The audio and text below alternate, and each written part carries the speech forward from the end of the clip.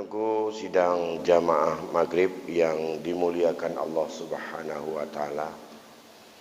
Kembali pada malam ini sembari kita bersabar untuk beriktikaf, untuk kita mengulang kembali hal-hal yang berkaitan dengan masalah ilmu faraid ini. Walaupun berat di dalam hati ilmu ini, tapi percayalah, ilmu ini Rasul menjanjikan bahawa setengah dari ilmu itu ada pada ilmu faraid.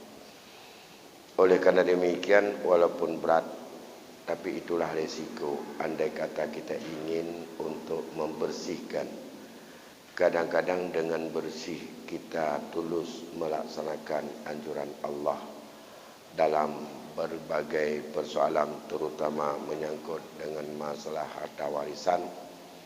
Dengan itu pula Allah mudahkan urusan dan kehidupan kita dalam menjalani berbagai cobaan kehidupan dunia ini. Oleh kerana demikian, seperti apa yang pernah kami sampaikan, bahawa ada 12 kelompok ahli waris. Itu adalah merupakan ketetapan yang datang dari Allah. Kadar dan bagian mereka merupakan pengamalan terhadap perintah Allah yang secara tegas telah Allah tetapkan. Yang pertama di dalam ayat 11 kita lihat, karena semuanya tersimpul bagian itu dalam 3 ayat saja. Ayat 11 surah An-Nisa, ayat 12 surah An-Nisa, dan ayat 176 surah An-Nisa. Untuk lebih meyakini, maunya 3 ayat ini menjadi hafalan kita. Kalau kita mau menghafal 3 ayat ini, kita akan terbayang terus. Menajan banyak ingin tahu berkaitan dengan apa yang telah Allah berikan itu semuanya. Sekarang kita lihat bagaimana dalam pandangan para ahli, terutama ahli tafsir dan ahli hukum, yaitu Syekh Muhammad Ali As-Sabuni dalam memaparkan tentang isyarat ayat Allah itu yang ada di dalam 3 ayat tersebut. Yang pertama, lizzakari mislu haddil unsayain, merupakan ayat yang setelah awalnya yusikumullahu fi auladikum, diwasiatkan kepada kamu, Allah telah mewasiatkan kepada kamu, lizzakari mislu haddil unsayain. Ini untuk anak-anak kita. Muhammad Ali Sabuni menggambarkan ada 5 hukum yang lahir dari potongan ayat tersebut. Ya. Dari ayat ucapan lizzakari mislu haddil unsayain, yang kalau kita artikan, bagi laki-laki mendapat bagian misal 2 orang perempuan. Itu lil aulad, bagi para anak. Yang pertama yang bisa untuk kita pahami dari ayat ini, idza halafal mayitu zakaran wahidan wa unsa wahidan faqat, ya, iqtasamal malu bainahuma lizzakari sahmani walil unsa sahmun wahidun. Ini yang pertama. Andai kata sebuah kejadian dalam keluarga hanya yang tinggal ahli warisnya 1 anak laki-laki dan 1 anak perempuan, maka harta itu dibagi 3. Untuk anak laki-laki 2 bagian, habiskan semuanya, dan untuk anak perempuan 1 bagian, bagilah. Selesai masalah. Kalau tidak ada lain, ya, jadi itu makna kalau anak laki-laki bandingan 2 anak perempuan, jumlah anak laki-laki dengan jumlah anak perempuan itu akan berubah terus. Ini yang pertama. Yang kedua, apabila ada ahli waris itu berhimpun, laki-laki banyak, perempuan banyak, Mereka semuanya bisa mewarisi seluruh harta dengan perbandingan jumlah anak laki-laki dikali 2, anak perempuan dikali 1. Jumlah harta semuanya dibagilah dengan jumlah daripada 2 kali anak perempuan, 1 anak laki-laki, 2 kali anak perempuan. Jadi kalau anak perempuan 3, anak laki-laki 3, sama dengan anak laki-laki dikali 2, 6 bagian. Anak perempuan dikali 1, 3 bagian. 6 tambah 3, 9. Seluruh harta bagi 9. Itu perintah ayat yang tadi saya potongan tadi. Ya, semua harta bagi 9. Untuk anak perempuan ambil 1, 1, 1, 3 orang jadi 3 bagian, tinggal 6. Anak laki-laki ambil 2, 2, 2. Ya, semua harta. Apakah harta itu dibagi dalam bentuk barang? Bukan. Diambil dalam bentuk barang, dinilai dalam bentuk nilai, dihitung dalam bentuk nilai. Nanti baru bisa diambil. Bahagian yang ketiga, iza wujida mal aulad ashabul furud. Kalau bersama daripada para anak laki-laki dan anak perempuan ada orang-orang yang mendapat bagian yang lain, atau ada ahli waris yang lain, bila ada anak laki-laki, ada anak perempuan, ahli waris yang lain terbatas hanya kepada ayah dan ibu, suami atau isteri. Etnan saja terbatas. Yang lain dari itu terhijab. Na anu inang, maka ahli waris yang lain yang bisa masuk hanya ayah, ibu, suami atau isteri. Ya. Kalau mereka anak bersama ahli waris yang lain, bisa saja anak bersama ibu, anak bersama ayah, bukan ayah anak. Menyo ayah anak itu dia itu adalah bukan anak disebut. Ya. Tapi ini sebutan si mayit. Ada ayah si mayit bersama dengan anak si mayit. Ada mama si mayit bersama dengan anak si mayit. Ada isteri si mayit bersama anak si mayit. Apakah isteri si mayit itu mama dari anak atau bukan? Bisa mama, bisa bukan. Yang mak ji kamu meninggal kadang. Dino yang perumah ya haji adalah bukan mama dia, tapi wanita lain. Tapi itu isteri. Yang dihitung dalam ahli waris bukan mama. Tapi itu isteri. Karena yang mati adalah seorang laki-laki. Ditinggalkan isteri. 3 itu. Boleh saja semuanya. Ada anak laki-laki, ada anak perempuan, ada ayah, ada ibu, dan ada suami. Atau ada isteri.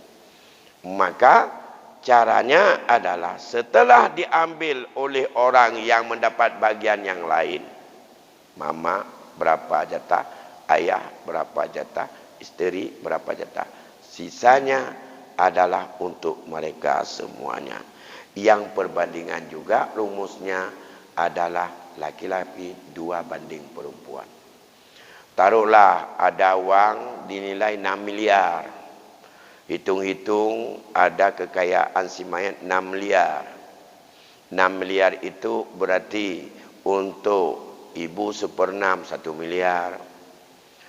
Untuk ayahnya 1 miliar.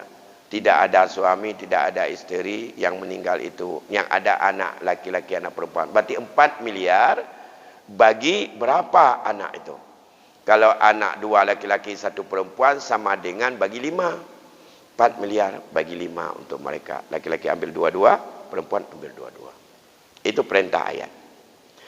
Apabila si mayat meninggalkan anak perempuan 1 orang saja, ya, maka ia mengambil bagiannya hanya menurut kadar 1/2.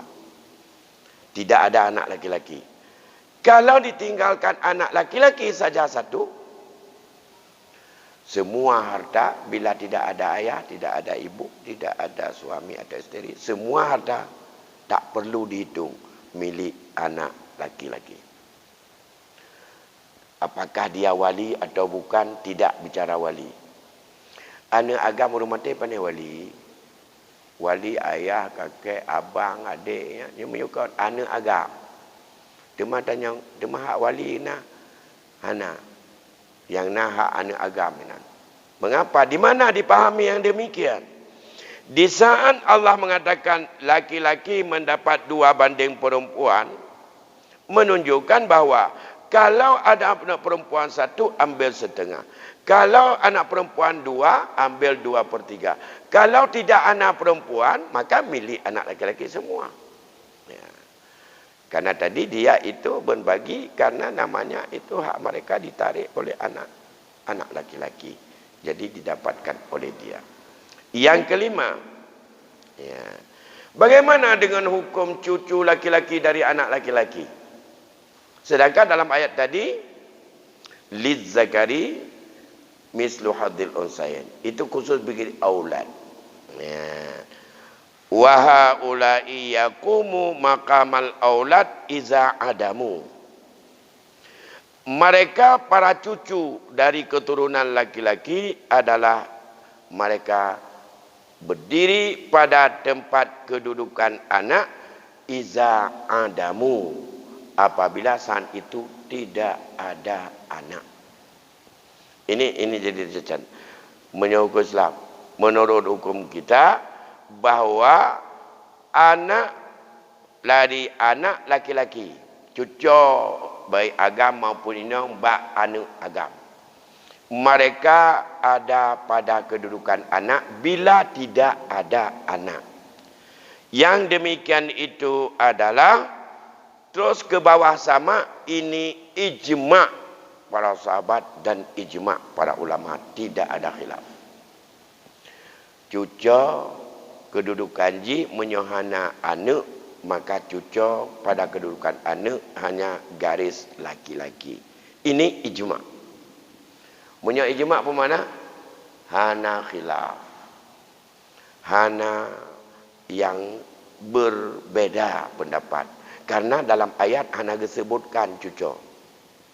Menyomenan cucu agam, cucu inang ba anak agam fi maqami al-aulad. Yang pada kedudukan anak tingkat pertama bila mereka tidak ada.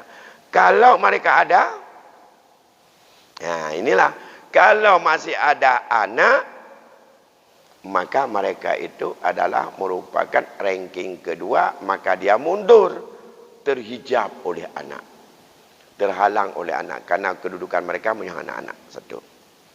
Yang kedua, hukum 2 ibu bapa. Sebab orangnya dikatanya menyertat baca atabiwe hana tingat terbawa urun si naha gebile Allah urun si urun mati. Sebab dikatanya le adatkah menyamati perumah gekuasai lelakau. Menyamati lakau gekuasai le perumah dengan anak-anak, atau menyamati perumah gekuasai lelakau dengan anak-anak cik. Padahal yang meninggal itu masih ada ayahnya. Oleh isteri kepada ayah orang yang meninggal, ia ayah tuannya. Ayah tuan tidak punya hak pusaka pada melintai. Yang punya hak pusaka pada anak. Mama tuan tidak punya hak pusaka pada melintai. Ia hanya punya pusaka pada anaknya. Anaknya sekarang sudah meninggal. Allah telah memberikan kepada mereka 1/6. Ini dasar ayat. Yang ayat selanjutnya, wali abawaihi likulli wahidin minhumas sudus, bagi 2 ibu bapa masing-masing satu di antara mereka dapat 1/6 dari peninggalan orang mati. Kalau baginya ada anak, kalau tidak ada anak, walahum, maka dia mendapat yang menjadi ahli waris 2 ibu bapa. Wali ummihi sulus, mama dapat 1/3. In kana lahu ikhwatun fali ummihi sudus, menyona saudara-saudara seibu, maka mama dapat 1/6. Itu perintah Allah. Yang kagak tumpuk dah Allah dinan. Jadi baik rencana digetanyo lawan Allah. Yang digetanyo tekedi hana terperumun ke yah tuan tu. Oleh meninggal anak ganyan. Yang merupakan lako getanyo atau perumah getanyo. Nyo bertetepa Allah kada gejuk hak daripada ayah tuan dengan mak tuan. Dari anak. Dari harta anak. Jangan kita ambil kekuasaan. Kalau sudah sekarang, sadarlah. Dan itu selesaikan secara baik-baik kalau masih ada. Baik sampai digetanya mekemat sampai urut akhirat. Di sini ada minimal 3 hukum yang kita ambil kepada 2 ibu bapa. Yang pertama, bapa dan ibu mengambil 1/6 bila mayit ada keturunan sebagai ahli waris. Ya, keturunan sebagai ahli waris.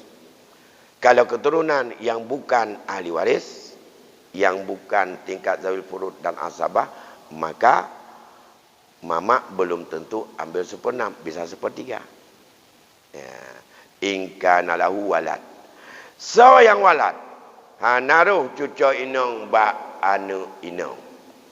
Dan hanaruh cucu agam ba anu inong. Pakon, karena dia bukan aulad, tapi dia itu zawil arham. Pekan kerja ji zawil arham, karena keturunan ji hanya umpang lewat melalui anu inong. Yang ia dasarnya dari ayahnya. Dan ia itu adalah nasabnya pada ayah. Yang tempat ia untuk mengasuhnya adalah perempuan tadi, yaitu anak kita. Maka anak yang kekandung le uri inong nyo hana hubungan nasab dengan ma dan ayah uri inong, tapi hubungan nasab dia dengan ma dan nasab ayahnya.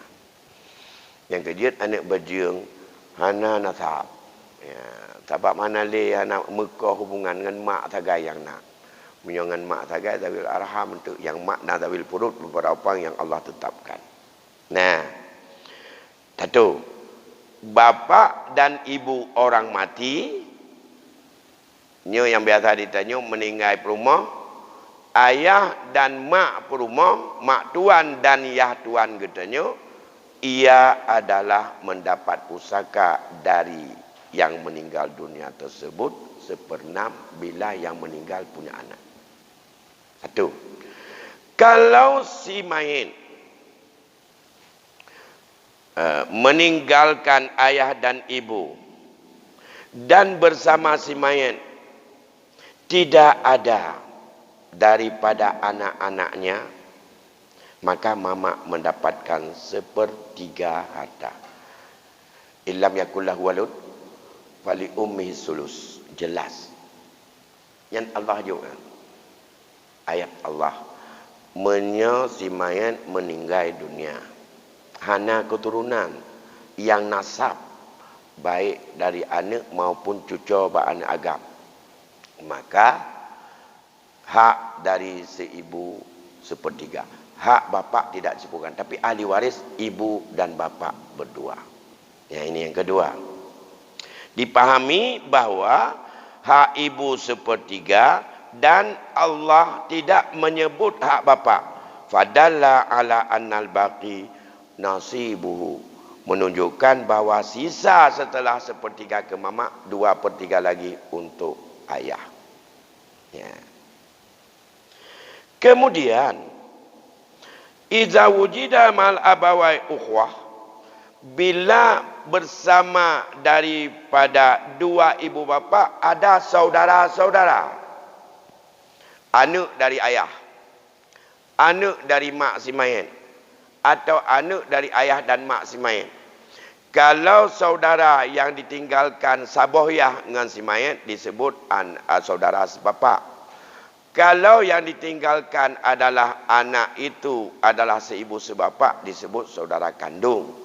Kalau yang ditinggalkan saudara seibu saja disebut itu adalah saudara seibu. Ya, nah beberapa orang saudara seibu bersama dengan bapa dan ibu, maka hak mama 1/3. hak mamak 1/6. Bukan 1/3. Sedangkan saudara-saudaranya semuanya itu adalah tidak mendapat pusaka. Tapi mereka mengurangi hak mamak. Menu tidur meninggal, na ayah, na mak, na abang kedua, na kak kedua. Tak boyah, tak bomak. Nyan ubina harta bagilah untuk mama bagi 6 untuk mama 1/6. 5/6 untuk ayah. Mengapa mama 1/6? Karena ada beberapa orang. In kana ikhwatun fali ummi sudus. Kalau ada beberapa orang saudara, mama dapat pusaka. Apakah saudaranya itu dapat pusaka atau tidak, itu urusan lain. Timah pertanyaan. Ya, apa hikmah di situ? Ada yang misalnya dipertanyakan, apa hikmah Allah membuat semua saudara-saudara itu adalah terhijab dengan sebab ada 2 ibu bapa? Yang kedua, mengapa juga mereka bisa mengurangi hak mamak dari 1/3? Ia tidak ada apa-apa. Tapi mamak mengurangi dari 1/3 menjadi 1/6. Apa hikmahnya? Secara akal bisa dipahami menurut para ahli, termasuk menurut Syekh ini, bahwa hakikatnya yang Allah yang tahu. Hakikatnya Allah yang tahu. Mengapa sisi saudara ada 3 orang atau 4 orang tadi, maka mama berpindah hak 1/3 jadi 1/6. Padahal mereka yang 4 orang tadi tidak mendapat pusaka karena terhalang oleh ayah. Jadi menyabagi 6, mama mentemeng 1, mak ayah mentemeng 5. Mengapa mama 1 tidak 1/3? Karena ada beberapa orang saudara. Mengapa saudara tidak dapat tapi bisa untuk menggugurkan daripada saudara, tapi saudara bisa untuk mengurangi hak mama? Nah, yang pertama, hakikatnya yang Allah yang tahu. Itu ketetapan Allah. Tapi secara rasio ternyata bahwa bapa sebagai wali yang bisa untuk menikahkan mereka. Saat mantong udip ayah, ada adik atau kakak dari si mayat. Nyan kakak dengan adik si mayat nyan so penikah. Ayah. Nanti saja dia ada penikah, boleh biaya dan segala macam. Satu. Yang kedua, bila ayahnya masih ada yang perempuan, andai kata mereka itu miskin. Yang laki-laki, andai kata mereka itu cacat dan tak sanggup usaha atau tak sanggup makan. Yang punya memberi nafkah adalah ayah kepada mereka para saudara. Karena yang saudara jur ubud jur ayu. Masalah nafkah punya ubud wajib ada ayah anu. Karenanya anu uji ayah bunuh yang mati anu. Nah, sehingga tanggungjawab nafkah ada ayah. Maka ayah lebih berat tanggungjawab dibanding dengan ibu karena menanggung nafkah tambahan kepada mereka lagi. Ya. Menyohan ayah ke pula kawannya. Ngajik muda-udip kedoi. 2. Yang ketiga, ya. Mereka semuanya anak-anak perempuan daripada ayah dan ibu dan anak-anak laki-laki dari ayah dan ibu semua membutuhkan biaya banyak, kebutuhan harta yang banyak, yang kebanyakan itu lebih besar tanggungjawab ayah bukan kepada mama. Maka tidak diberatkan kepada mama hukumnya, sehingga mama pindah pada 1/6 peraya ke ayah, karena ayah akan lebih besar tanggungjawab kepada para yang masih hidup saudara-saudari. Maka karena le terbeban biaya kon ke perumah mentang, tapi juga kepada mereka yang ditinggalkan saudara-saudari, maka ayah diberikan 5/6. Kalau tadi hanya mama dapat 1/6. Tinggal 5/6, mandum untuk mama. Ini hikmah tasrif. Dalam konteks ini, perlu diketahui, di dalam Islam, harta tak pernah bisa untuk tidak jelas pemilik.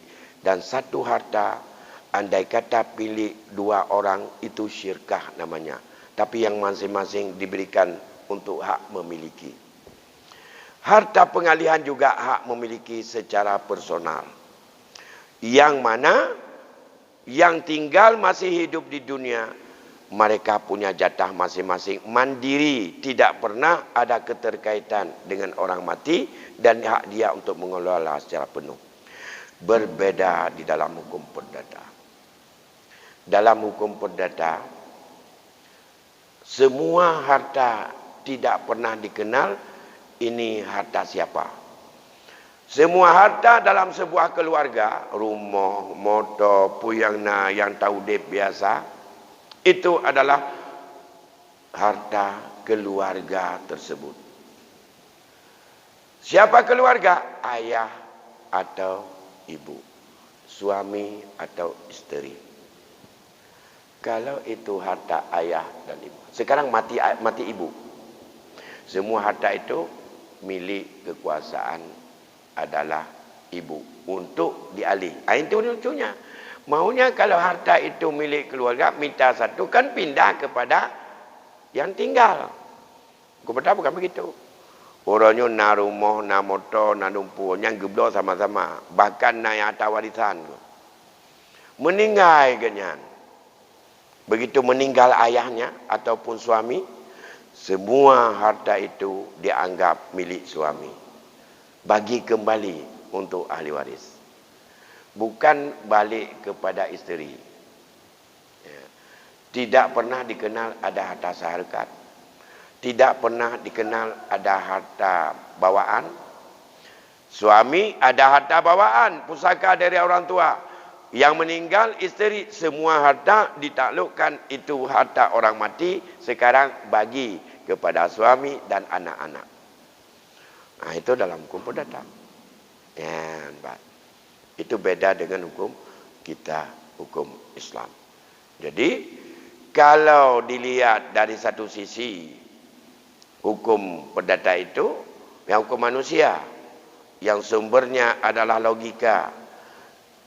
Andai kata kita punya bawaan yang kaya raya. Orangnya. Nah harta tu mesabah miliar. Danyo hanale, hanale perumah tu. Tidak tu. Runcik dan lali, mak dan lali. Atau masih ada ayah, atau masih ada ibu. Yang anu. Budak tamu kahwin lah dengan tidak urinau. Bunuhnya harta cikaya tidak riah tutup mendung. 1 miliar. Sekarang kahwin dengan seorang perempuan kita. Perempuan miskin tak punya apa-apa, hanya dia duduk senang di rumah mewah milik kita. Tidak punya anak dengan isterinya. Ayah masih ada, ibu masih ada. Kebetulan hari ini meninggallah si isteri. Semua harta tadi bagi, bukan tidak dibagi. Karena tidak ada anak. Ayah dan ibu bila tidak ada suami atau isteri. Apakah adil atau tidak? Ayah, ibu tidak dapat selama masih ada isteri. Atau ada suami. Karena martabat pertama atau tingkat pertama ahli waris, menurut dalam hukum perdata yang masih berlaku uronyo, tapi kan mahkamah syariah dan pengadilan negeri, bahwa sidra urang meninggal, nyan ahli waris tingkat pertama, anak dan suami atau isteri. Anak laki-laki atau anak perempuan. Kalau tidak ada anak, tidak ada suami, tidak ada isteri, baru yang menjadi ahli waris adalah ayah, ibu, saudara, saudari. Saudara-saudari semartabat setingkat dengan ayah dan ibu. Kelompok kedua. Dalam hal ini, andai kata seperti kejadian tadi yang saya bilang, bahawa dikatanya harta dari yah cukup kaya gepude pura nyumpah le tamu kawin meninggal ubena harta dalam keluarga katanya nyan hana mutemeng ke yah temu beo anam temeng ke mak de beo anam temeng ke aduan anam temeng ke saudara, tapi semuanya karena tidak ada anak milik daripada isteri ya. Cuma kan kempah dia katanya nyan telekanya anak-anak dele sudah tidak adil atau sisi dari segi ahli waris ya.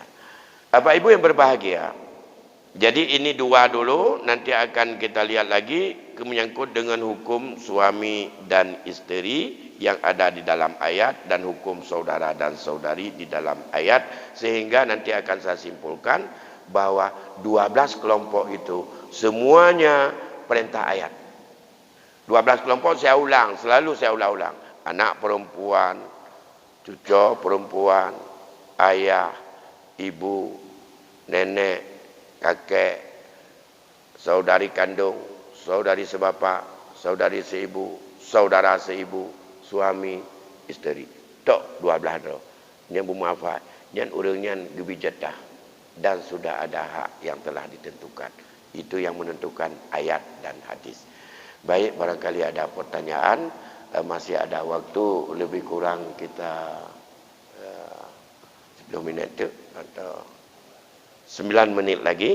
Silakan kalau ada Pak Nasir.